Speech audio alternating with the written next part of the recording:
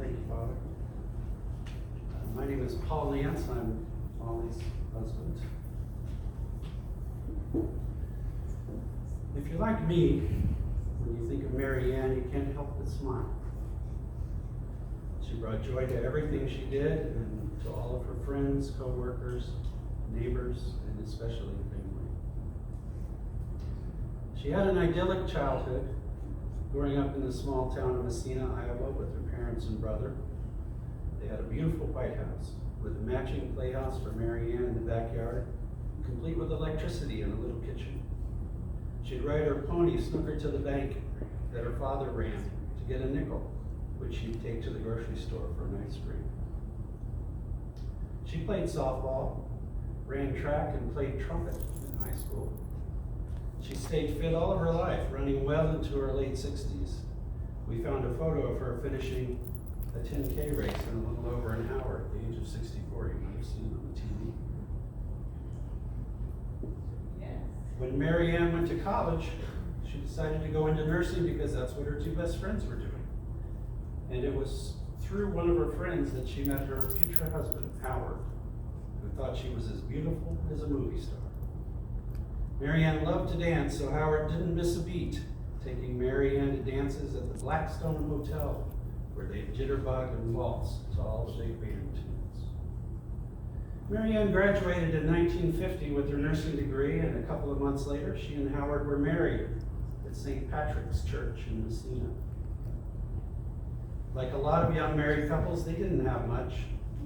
They lived in an upstairs apartment over a restaurant. It was just a room, really, with a shared bathroom in the hallway. A dresser drawer served as a crib for their firstborn, Wayne, when he arrived a year later.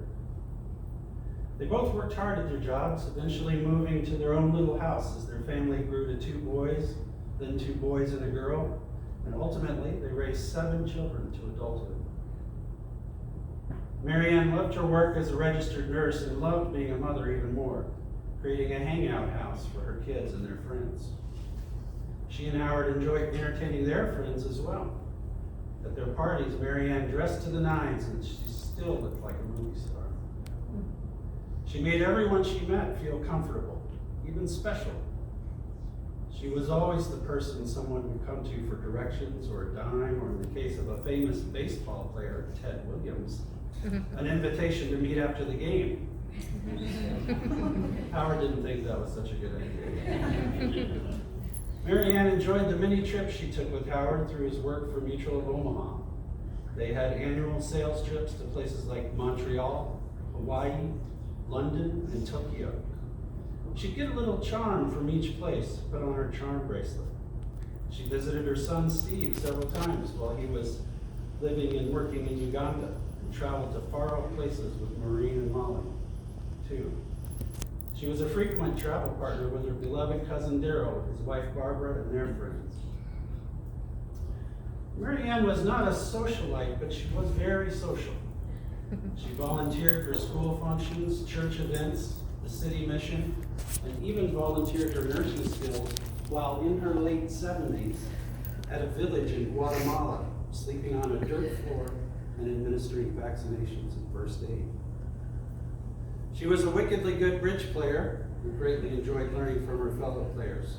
Over the years, we played many rounds of gin rummy and crazy eights as well. Mary Ann's list of friends was long and extended well beyond borders. She enjoyed her lunch dates at Brother Sebastian's, where the bartender would shake up her martini with Bombay Sapphire gin as soon as she walked through the door. She had a way of making any get-together a party, with laughter, singing, and her wonderful sense of humor. Mary Ann was a beloved mother, Nana, and great aunt. Her grands and great-grands were the stars in her sky. She let grandson Wayne drive her convertible when he could barely see over the steering wheel. She was also an amazing mother-in-law with excellent taste in Irish whiskey. Of course, the Huskers have a lot of gratitude for Mary Ann as well. With her boundless enthusiasm and keen strategic analysis, the Nebraska football team has done better this season. I know Coach Frost will miss her advice, which she shared freely and loudly through the TV on game day. But part of what makes Mary Ann so beloved isn't just the easy joy she brought to any occasion, or even the deep and loving connection she built with her friends and family. It's her incredible strength and grace in life that included terrible sorrow. Mary Ann did not want this to be a heavy eulogy. Sorry, Mary Ann. But I think it's important to acknowledge her courage and admire her love of life despite the tragic losses she endured.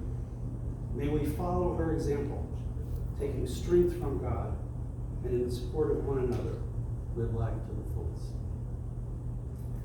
I know there are lots of wonderful stories about Mary Ann to be shared, and I invite you to come up and share yours if you'd like. And also, please join us at Mary Ann's house following the visitation for cupcakes and drinks. If you'd like to say something, please come up now. Thank you.